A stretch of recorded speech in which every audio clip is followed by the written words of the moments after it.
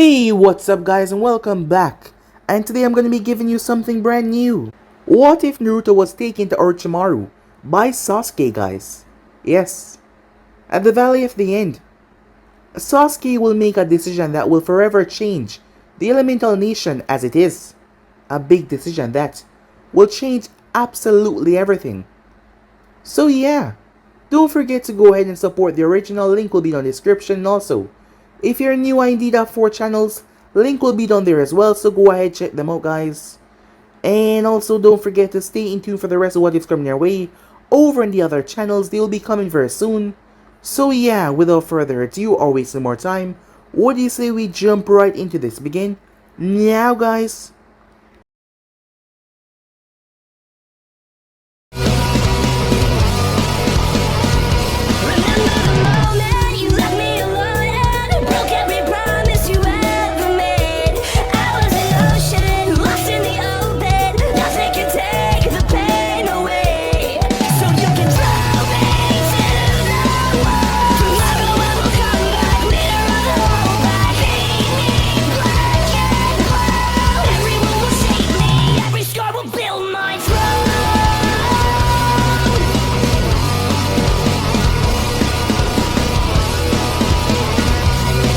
The heavens was darkened by clouds, stormy clouds.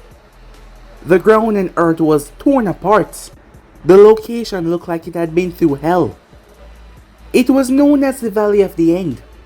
The cause of all of this destruction and chaos was two young shinobis. Yes, two young shinobis who was bringing their battle to an end. Each of them stood at the feet of the great statues that were there. Hashirama Senju, the first Hokage of Konoha, stood a boy, blonde hair. His face was mixed in rage. That was because of the chakra that was overtaking him at the moment, cloaking his body.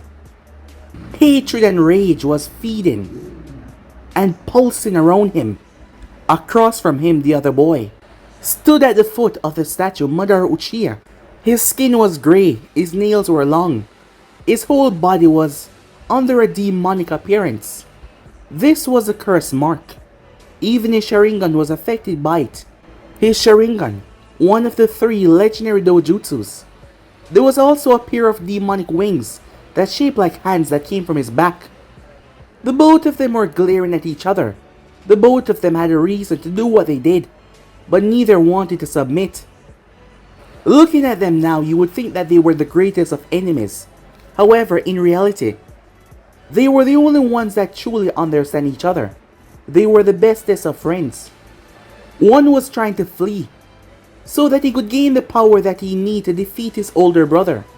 The other one was trying to prevent that from happening. The Uchiha start to go through hand signs. The sounds of birds chirping could be heard. His lightning turning dark. At the same time, the other boy held his hand out. A ball started to form, blue at first until it was tainted by the chakra, turning purple. The surge of power could be heard all throughout the valley, as they glared at one another for the last time before they leap, throwing themselves at one another to end this once and for all. It doesn't matter what he has to do, he had to bring his friend back, no matter the cause. Everyone was counting on him. Now was his chance to prove to everyone that he wasn't that incompetent idiot or demon that they made him out to be. Most of all, he made a promise to the girl of his dreams. Even if she did not return his feelings, he would bring the Uchiha back, because that would make her happy, and that was good enough for him. The Uchiha, on the other hand, he wanted the power. No, he needed the power to eliminate his brother. From that day, he made up his mind that he would find him and end him for what he did. And he couldn't afford anything to stop him. He had to go. He had to give up any sort of bonds that he had, even the closest one that he had right now, to make sure that he gained what he deserved. Time seemed to slow as they closed the distance. It all came down to this. This will end it all. This final clash will settle their rivalry, once and for all. One final breath was drawn as a blonde pulled his hand back before shoving the technique forward. Rasengan! As the Uchiha shouted, "Shidori!" as he placed everything within his attack to sever his ties to the village. The two techniques clash. The air and force from said techniques created a vortex around them. The chakras mixed and twirled together, creating a black spear that surrounded the two boys. The Uchiha hand was inches away from the blonde's heart inside said spear, as his hand was outstretched. However, at the last moment he clenched his fist, forming a fist as he drove it forward, knocking the blonde out. The blonde, feeling himself lose consciousness, swing his hand as he scratched at the forehead protector of the Uchiha. The black dome started to expand and affect the waterfall behind it. It then started to glow in different places before its whole spear was consumed by said glow. The white light intensified before it enveloped the entire area in a bright flash. As the water settled and the light faded, the result was very clear to all to see. The Uchiha was hunched over. The blonde was on the ground, completely out cold. Sasuke looked at his hands. He could not bring himself to kill Naruto. He knew that in doing so he would gain the eyes that his brother spoke about, and the power that he needed. However, he just could not kill his best friend. He would not stoop to Itachi's level. Instead, he would gain power through his own methods. He looked down towards Naruto. He was out cold and barely breathing, but he was alive nonetheless. He was indeed strong, and Sasuke acknowledged that, but there were two things that confused him. First was a mysterious red chakra that appeared during their fight. The only other time that he received and felt such strong killer intent was when Itachi left that night, and the time they ran into Orochimaru in the Forest of Death in the Chunin exams. However, this time it was different. It was not only menacing, but it was demonic as well. He never knew that the happy-go-lucky loudmouth was capable of something like that. The second was, why did he continuously fight for a village that obviously hated him? From what he saw, outside of Kakashi Sensei, Aruka Sensei, and a few selective ninjas, and the Hokage as well, the others hate his existence.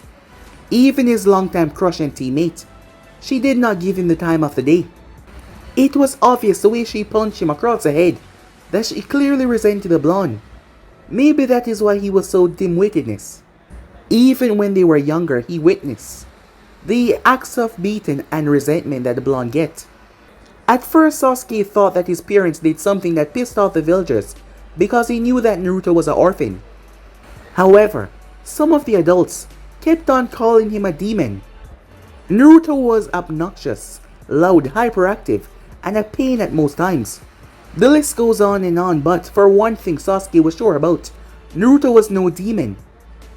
He was too happy and energetic for that title. It must have something to do with that red chakra. If it had been him, he would abandon the village a long time ago. However, Naruto stayed. He stayed and became a ninja and protector for those who resented him.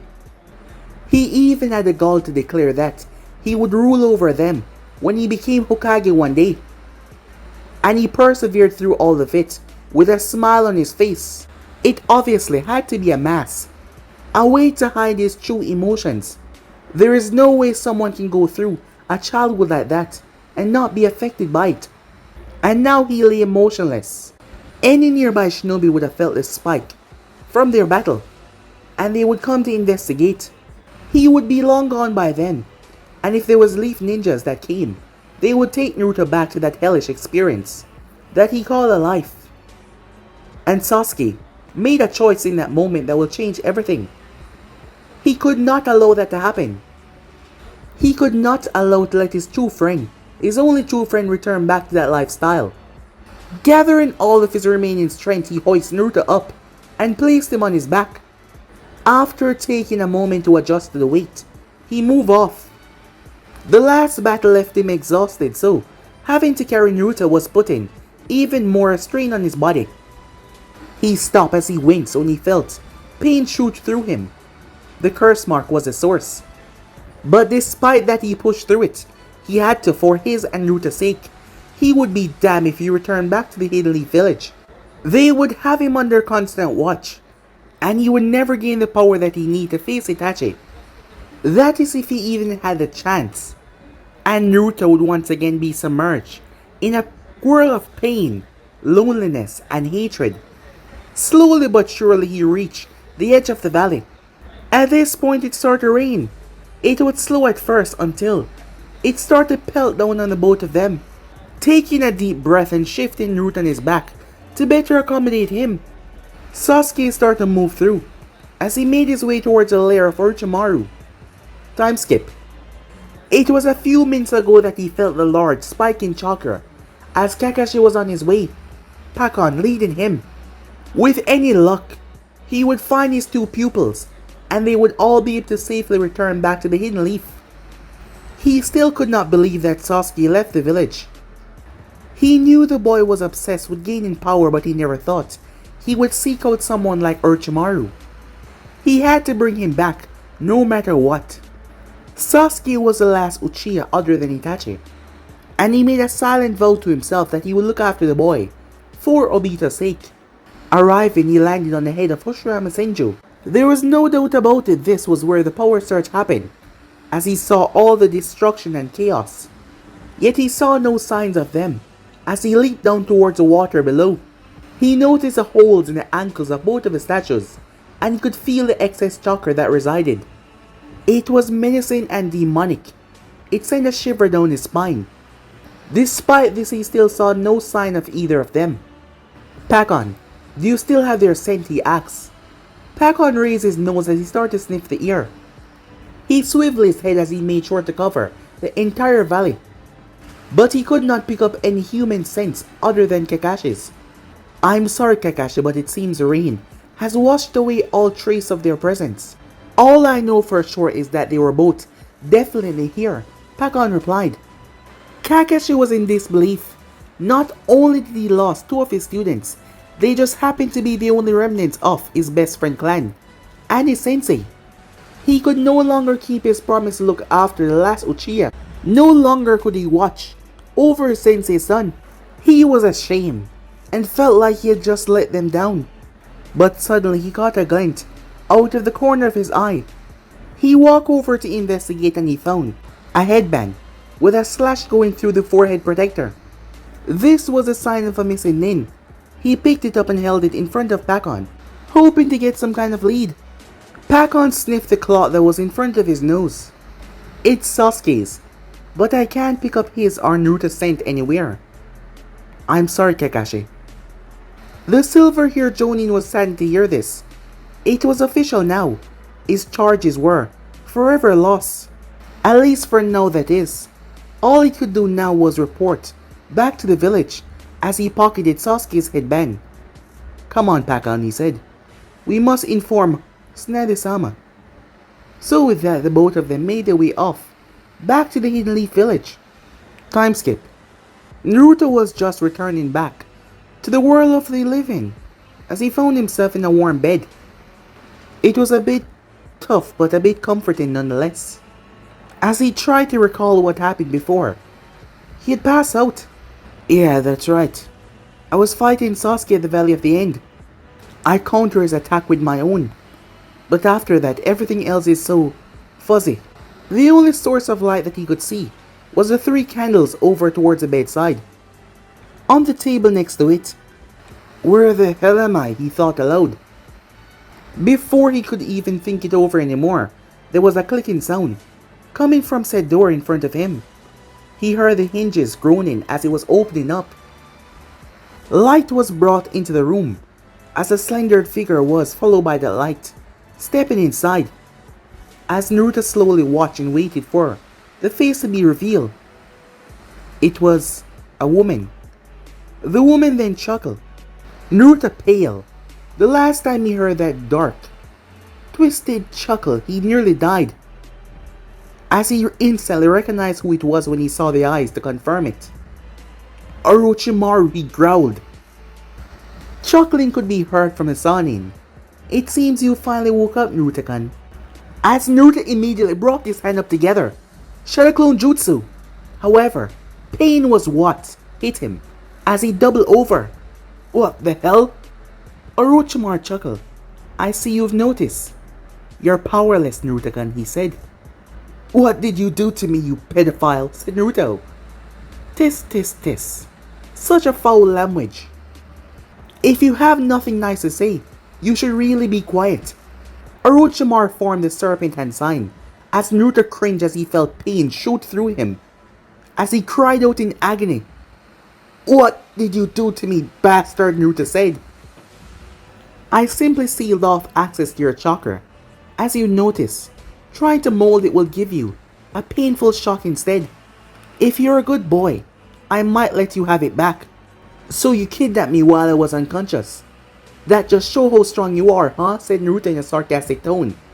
Can't even beat a lowly genin. While I'm out cold, huh, Sanin? Naruto barked out in rage. However, Orochimaru simply burst out laughing. Kidnap you? I could care less about you. Sasuke can arrive here, with you on his back. Your presence here came as a shock to me, as it did you. But since you are here, I figure, I might as well keep you. You're lying, said Naruto. Sasuke tried to escape. Why would he bring me here with him?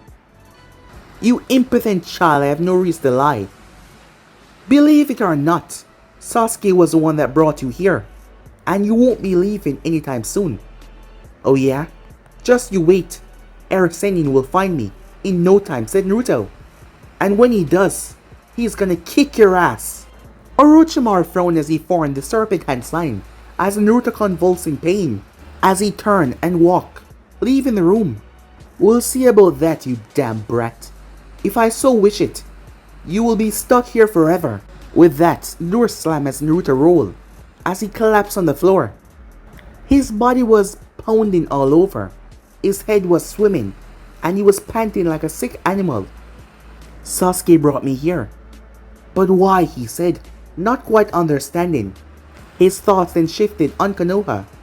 Bachan would send someone to search for me. And even if she doesn't, Sennin will come here and rescue me for sure. At least I hope they do, said Naruto. Certain thoughts that he has blocked out for a long time now start to rear their ugly head. Who am I kidding? Why would they? The people there hate me, he thought. He blinked. That just popped into his head without him needing to think about it. He shook his head. No, things are different now. They care for me, he said to himself. As he looked up, yeah, they care for me, he said once more. However, the look on his face was not that convincing that he believed that himself. Meanwhile, at Konoha, Kakashi went straight towards the office as he arrived back towards the village. When he arrived, he was informed that she was at the hospital, dealing with some urgent business.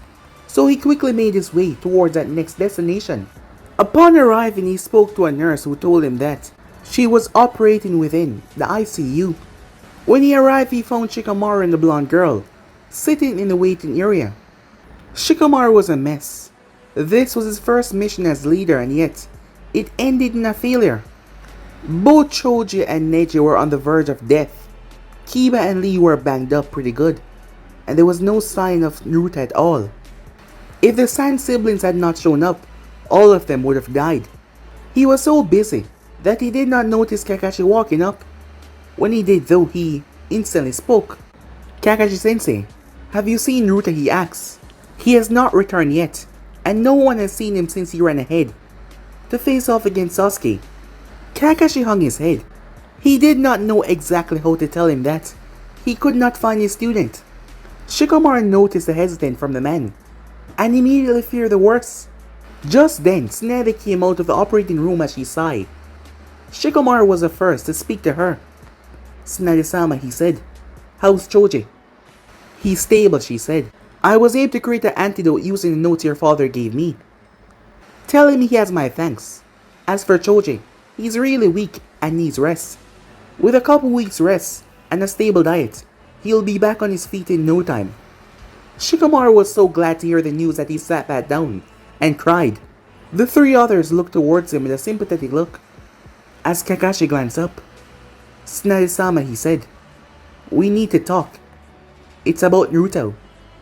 She immediately motioned for him to follow her around the corner. She has been worried ever since she heard that he did not return back with the group. She has been praying for his safety ever since. The moment she got around there, she spoke. Alright, Kakashi. Spill it, she said. Kakashi gathered his thoughts. He knew that she would hate what he was about to say. I was searching, with Pakon for the two, when we felt a spike in energy. The disturbance led us towards the Valley of the End. Upon inspection, I found the result of a catastrophic battle, but there was no one in sight. The only thing I found, as he pulled out the headband, was this. Unfortunately, the rain washed away all other scents that is needed to locate either of them. The woman was completely quiet. No words left her lips. For a moment she just stood there, deep in thought. She then finally spoke. Thank you, Kakashi, she said. I suggest you inform Sakura of the situation. You are to stay on standby until further notice. Dismiss. Kakashi nodded as he made his way off to find his pink-haired student. Snazzy sunshine away, back towards her office. When she got there, she plopped down in her seat. Her hand was trembling as the tears broke loose, streaming down her face. Naruto, the only reason she came back to be Hokage in the first place. He was gone. She wasn't sure if he was kidnapped, defected, or if he was even still alive. The thought of not knowing was too unbearable. She was too distracted to even notice until the two arms wrapped around her. That was when the floodgate broke as she cried into Jiraiya's embrace. He saw the state that she was in and wanted to comfort her. What's wrong, Haim? He said. He's gone, Jiraiya. He disappeared, and we can't find him. Who? Said Jiraiya, rubbing her back. Naruto. Immediately, Jiraiya's mood dropped here and that. What do you mean he's gone? Snazzy told him everything leading up towards what Kakashi told her. As Jiraiya stood there digesting all the information that he was just given, her on the other hand started to cry even more, as just talking about it brought it back full force. He could be in trouble, Jiraiya. What if he's hurt and can't make it back? Or gets kidnapped? What if he defected? What if he's dead, she said. It's alright, Haim, said Jiraiya. Calm down, as he soothed her. The fox will heal any wounds that he sustained, and I highly doubt that he ran away. He cares about this village too much. How can you be sure about that, she said. You know what his childhood was like. What if he had enough and snapped? She argued back. Jiraiya was taken aback by the outburst. What she said was true though. What if Naruto had enough with the villagers and decided to leave? It was a possibility, and he couldn't say that he would be surprised if that was the case. They treated Minato legacy with such malice and hate, the opposite of what he wanted. He continued to stroke her back as she cried into his chest. Naruto, where are you? He thought. Time skip. 6 months. That is the amount of time that has passed since the retrieval mission. Snazzy had been searching for them. She has argued with the council to give her more time because they were unaware whether he left willingly or not. Unfortunately though, they could not come up with any leads. Kakashi and his Ninken came back empty-handed each time, and Jiraiya's spy network could not get any grasp on the boy. The best trackers of the Inuzaka clan swept over the valley, and they found nothing. Their only surefire way of finding Naruto was obtaining the Baikaku, a rare bug that can track anything or anyone as long as it had the scent, and it be the first thing it smelled after metamorphosis into adulthood. Snazzy had sent out Team 8 to retrieve it, but it was taken from them by members of the Hidden Stone Bug User Clan, the Komizaru, after they threatened Hinata life. So without any leads, Snazzy was forced to make a decision that she would regret. She tried to stall for time, but the council was firm in their judgment. So now she found herself in her office with all of Naruto's friends and their sensei, Haruka Kakashi. Jiraiya stood behind her for moral support. Everyone's here, she thought. It's now or never.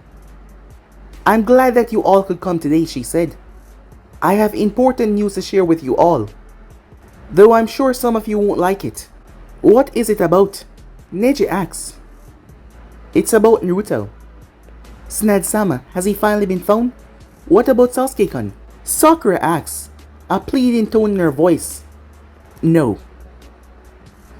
I'm sure that you all know roughly 6 months ago, a retrieval team was sent out led by Shikamaru Nara to retrieve Sasuke Uchiha who had fled the village. That mission ended in failure, and Sasuke and Naruto never returned back home. Shikamaru hung his head in shame at the mention of the failed mission. Naruto was last confirmed to be with Sasuke before he suddenly disappeared. We speculated that the two are together, but were unsure if he was forced or if he left willingly. The past 6 months have been trying to get a fix on his location, but every attempt has ended in vain. I tried to buy more time, but I'm afraid I cannot hold it off any more longer. As of today, Naruto Uzumaki and Sasuke Uchiha are declared missing nin. Sakura tried her hardest to hold back the flood that tried to escape her. She could not believe what she just heard. Her teammates were declared missing nins. First Sasuke went and then Naruto went right after him. She felt hurt, abandoned. She broke down as she started to cry, Ino, holding on to her. Hinata was on the verge of breaking down as well. Naruto-kun, her longtime crush, the one person she admired the most, was forever gone. He would now be hunted down and possibly killed by his fellow comrades. She felt like a part of her left with him. He was her inspiration in life, the drive that gave her to wake up with a smile on her face despite everything. But he was now gone. The remaining members were in a state of shock and disbelief. Naruto was a lot of things, but traitor was never one of them. Tsunade-sama, Lee said. Surely, this is a mistake. Naruto-kun flames of you burn brightly with great passion. He would never commit an unjust act toward his village. We must find him and bring him back safely to the village. And if we can't, I will do 100 laps around Konoha, he said, every day until we do. No, I'm sorry. The decision is final. Naruto is an enemy of the state, and he will be treated as such. Should he be found or captured, he will return to face trial, she said, as she kept her composure. Trial? I don't understand. He has not done anything wrong.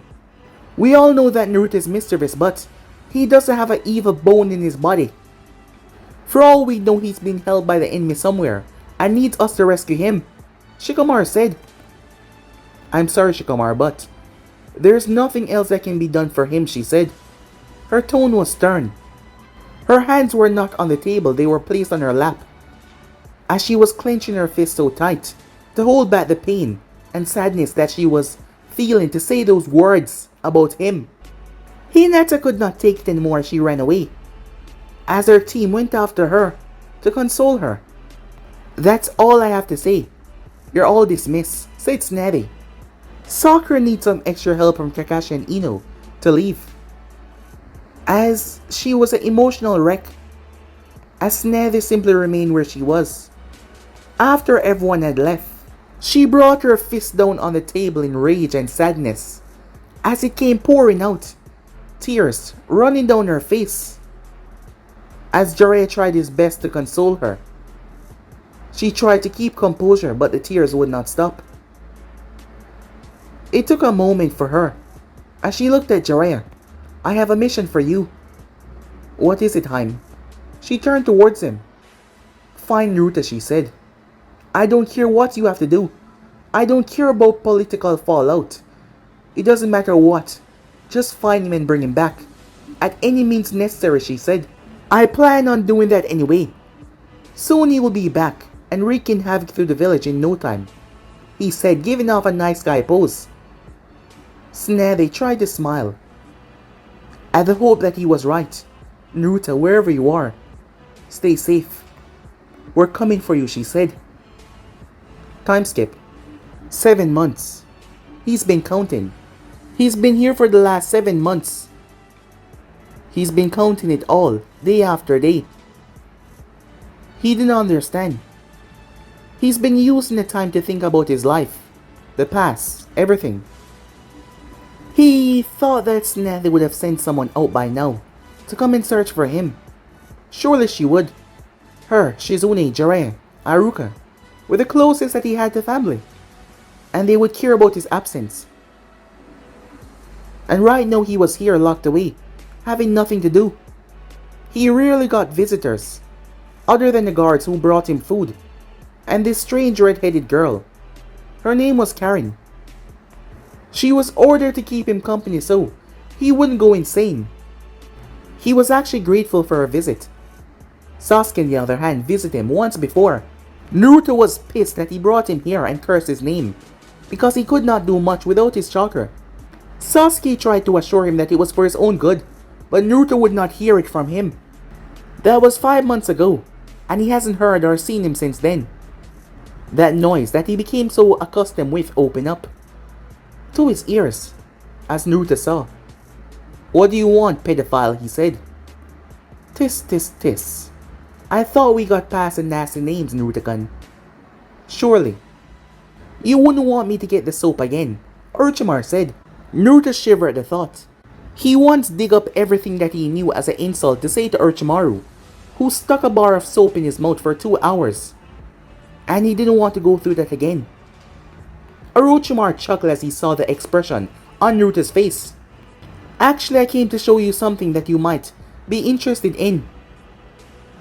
It's about Konoha." Hearing that, Naruto instantly thought for the better. I told you. Someone would find me sooner or later."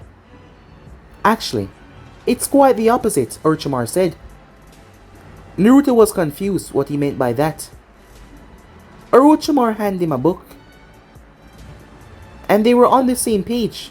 Sasuke on the left and Naruto on the right.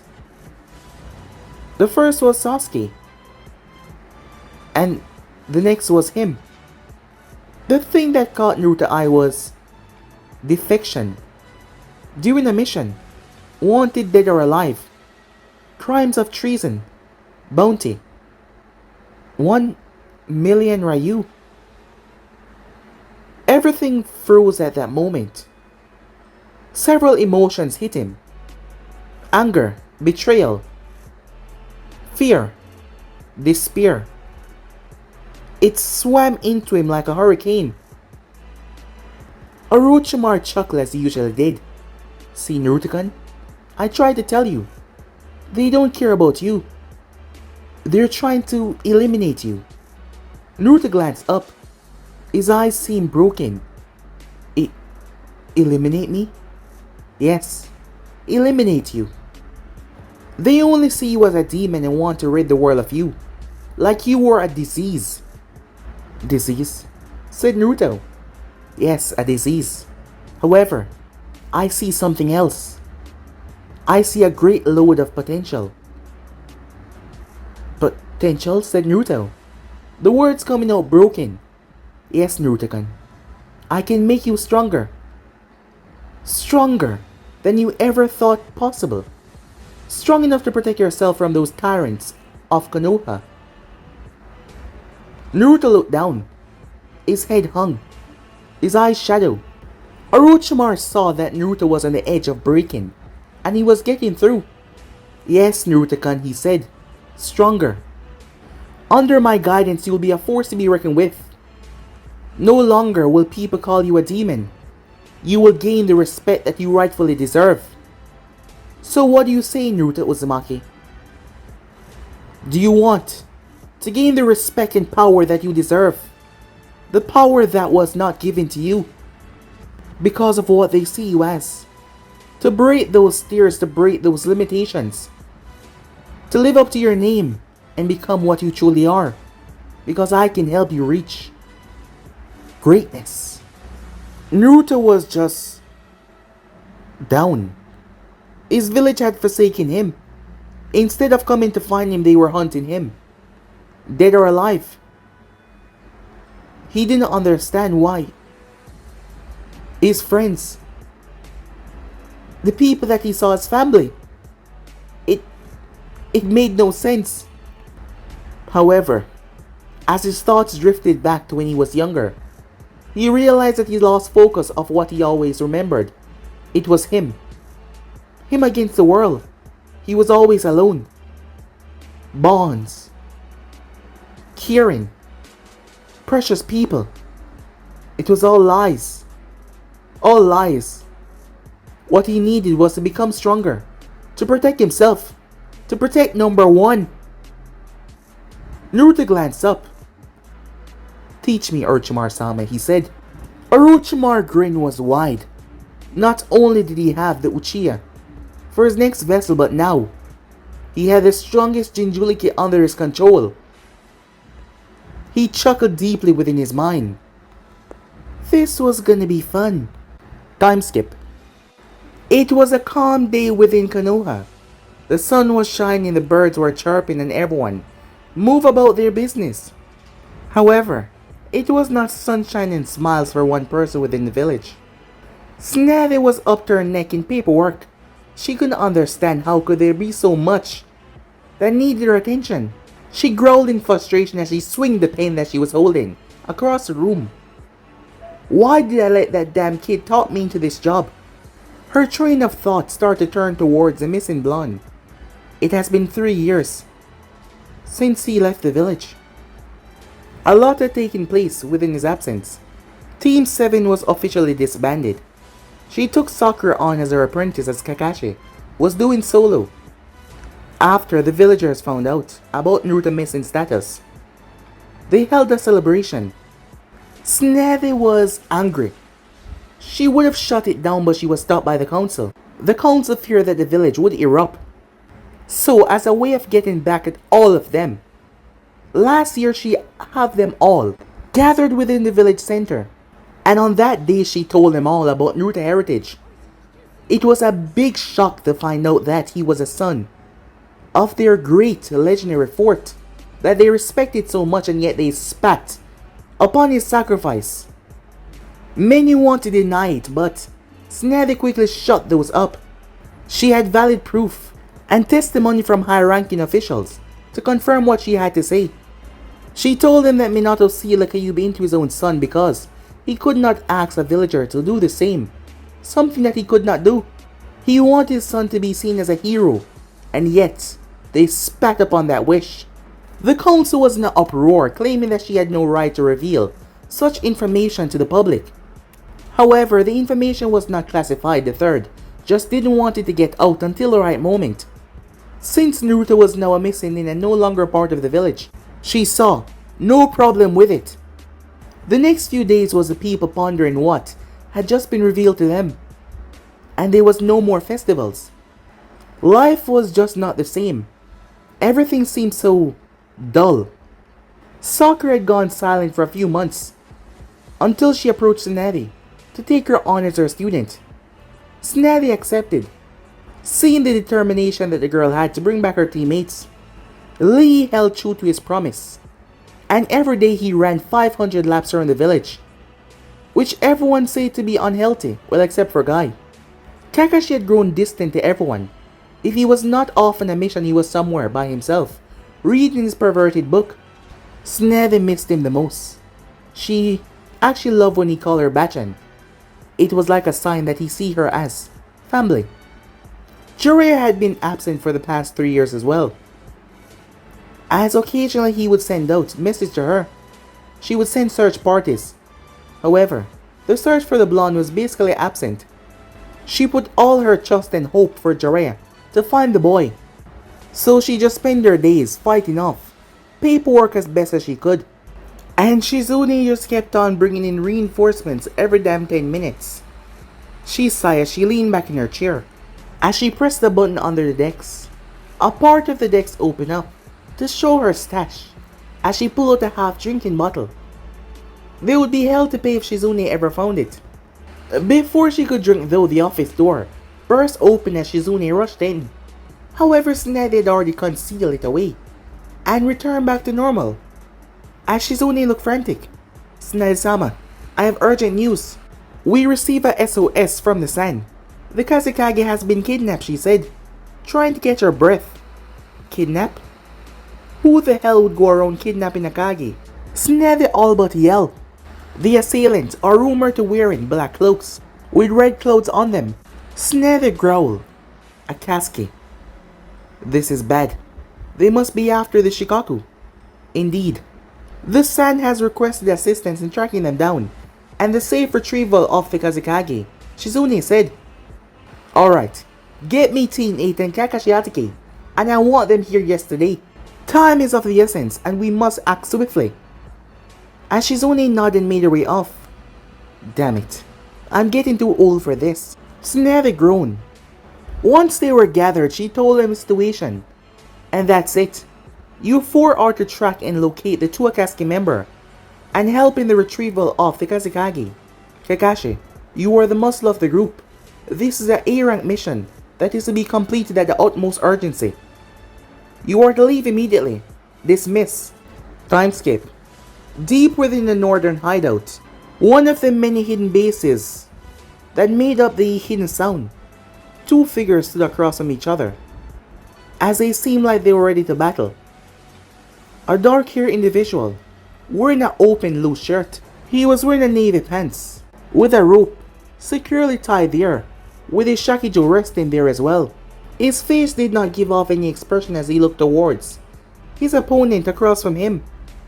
The other figure was also a teenager as well. His style of clothing was similar to the other. The difference was his shirt was high-collared, short sleeve and black. The Uzumaki red swirl was on the back of the shirt. His shirt was only zipped up to his mid-chest, revealing the red shirt that he was wearing underneath, and the first Hokage crystal necklace. His pants were black, while his coat was blood red and held in place by an orange rope belt that held his chokito as well, which was red. His hands were covered by black wrist warmers.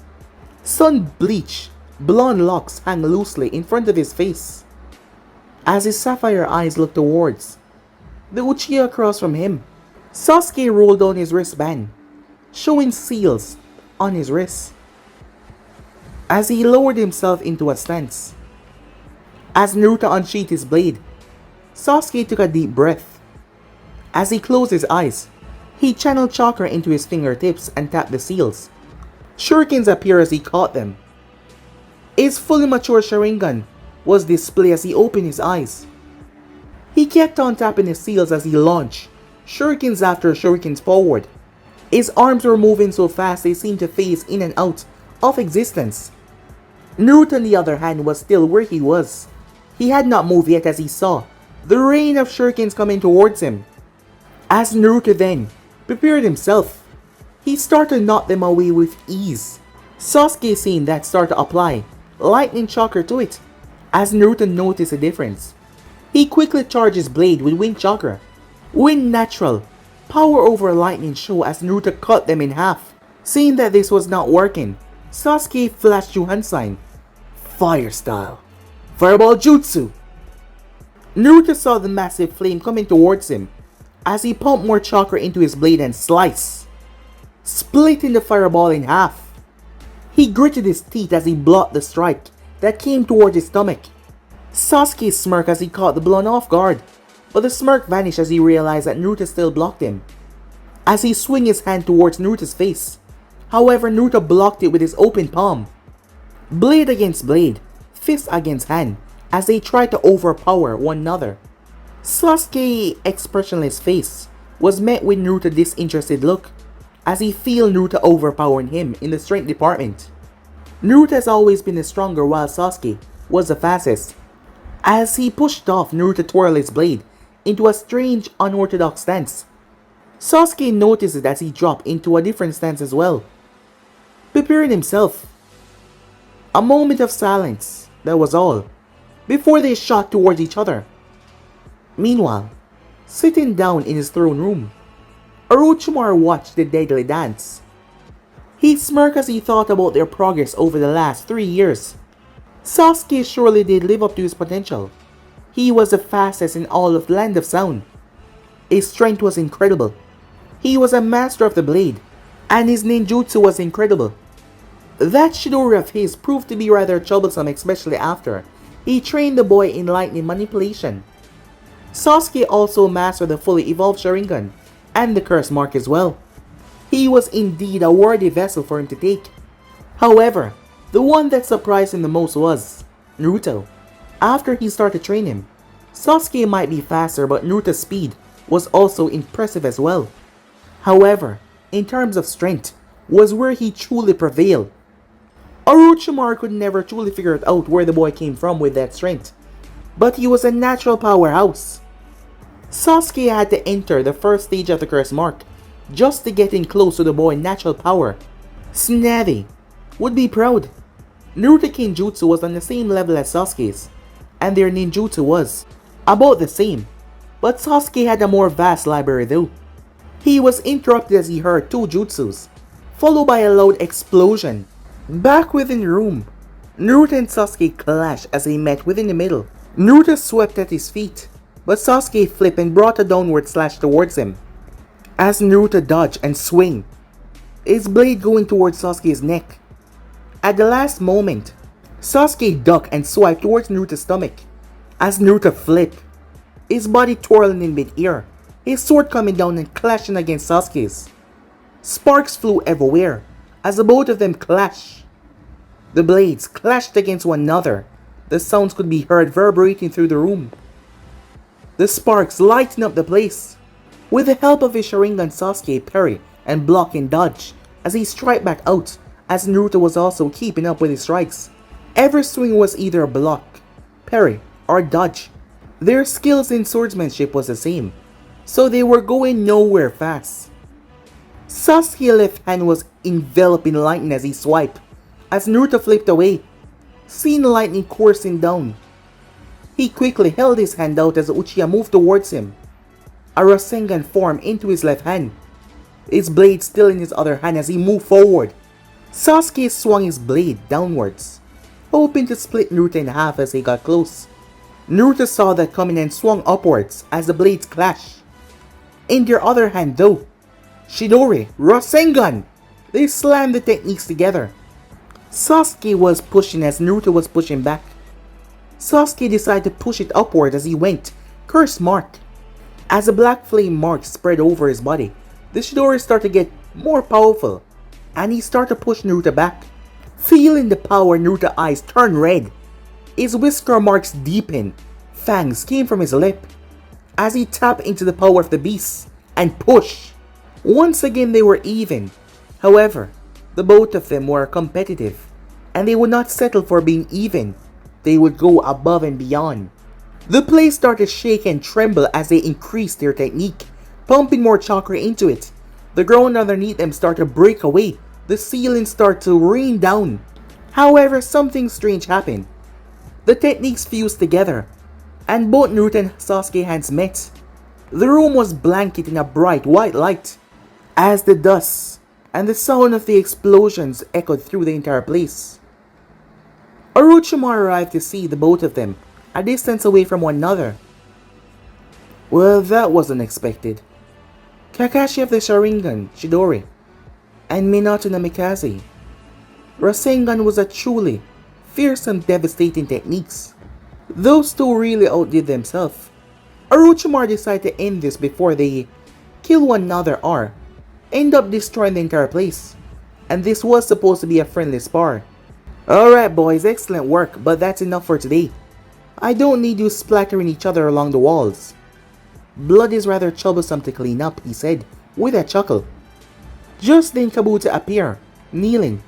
Orochimaru-sama, I have urgent news, he said. Orochimaru gestured for him to continue. The Akatsuki has finally made their move. We received word from our scouts that they've captured the One Tail. Naruto's ears perked up hearing that. He turned. What happened to Gaara? He's been abducted by the Akatsuki, Naruto-kun, Kabuto said. At first Naruto did not respond, leaving them confused. A moment of silence before Naruto spoke once more. Orochimaru-sama, he said. I'm going toward the sand. Naruto-kun, I must advise against that. Akatsuki are still after the tail beast, And if you leave, they might get you too, Kabuto said. Naruto snorted. I'm going. With that, he left the room. Kabuto turned to his master for help. However, Orochimaru was smiling, confusing him. Kabuto, I see that you doubt Naruto-kun's skills. Let him go. If we're lucky, he will take out a member or two. That will be less work for us within the future. But Orochimaru-sama, is he truly that strong? Orochimaru grinned at that. Well, we should at least send Sasuke-kun with him. That way. Not gonna happen. It's gonna rain soon. And I'm going to practice that jutsu, Sasuke said. As he left the room. Well, there you have it, Kabuto. No need to worry. I will take my leave, Orochimaru said. Time skip. Naruto stood on the roof of the hideout. He was wearing a black cloak. A thunderstorm is coming, he said. He had to leave now to make it to the sand in time. He had to save Gaara. He was one of the few people that Naruto did not forsake. They were both the same. They understand each other's pain. He would not just sit by and let the Akatsuki kill him, especially if he can do something about it. He leaped off the cliff. As he went into a free fall, the wind whipped through his hair that had grown out, and his cloak flapped. As he found himself dropping, near to the bottom he whistled. Before he could fall completely, he was caught by a white and blue blur. His companion caught him in the nick of time. The bird-like dragon underneath him mimicked his master's expression and moved through the mountain at supersonic speeds. The lower part of its body was blue, with stream-like jet plane wings. It had a red triangle-shaped ring on its chest. Its grey and blue arms were tucked into its body in order to reduce ear resistance. The upper half of its body was grey. It had a triangle-shaped ears and a blue face with a grey teardrop shape in the middle. This dragon was Naruto's personal companion. It wasn't a summon per se, but it always answered his call. His name was Lashios. Naruto had met him under mysterious circumstances over 2 years ago, while he was on his way back from retrieving a scroll for Orochimaru. He encountered a strange, blue and black, fox-like creature. The fox gave him a gem called a soul dew, and told him that it would be necessary to fulfill a prophecy. Before he could question the fox, he was gone. Naruto held on to the soul dew and kept it in his waist pouch. 3 weeks later, when he was sparring with Sasuke, the gem started to resonate. It went up in a bright flash and bathed the entire place in light. When the light cleared, a young Lashios could be seen. All of them were shocked. Lashios was an impeccable companion. He was incredibly fast and he had a host of attacks. Most of them were unknown in nature. Orochimaru wanted to run tests on him, but Naruto refused to allow it. The fact that he was leaking the Kyuubi's chakra and his voice was oozing with killer intent had gotten the point across very well. Since there wasn't a place to keep a growing dragon in the confines of his hideout, Naruto simply allowed Lashios to roam free. Whenever he needed him, he whistled, and Lashios appeared by his side. Naruto had no fear of him being caught. His speed was unmatched, and he was also able to attack, and he had a bunch of them. Oh, and one more thing, he can turn invisible. Lashios had grown into a formidable beast over the 2 years. He was just under 7 feet in length, just bigger than any human, but he still retained a small enough to be swift and fast. It was only last year that Naruto experimented with riding him. As time had progressed, they started to get the hang of it. Now they were in sync as they flew through the sky. As they quickly made it out of the mountains and zoomed in over the forest. Gaara, I'll be there soon. Wait for me, said Naruto. But guys, be and subscribe right here. If you want to see the next part, do like, subscribe, comment down below, and turn on that bell notification to stay posted. Remember, share to all of your friends in your social media platform. And don't forget to turn on the bell notification to see exactly when I post, because I do post a lot, guys. All the links will be down in the description also. Don't forget to go ahead and support, guys. So yeah, without further ado, let's begin. What am I saying? Let's get the hell out of here. Peace.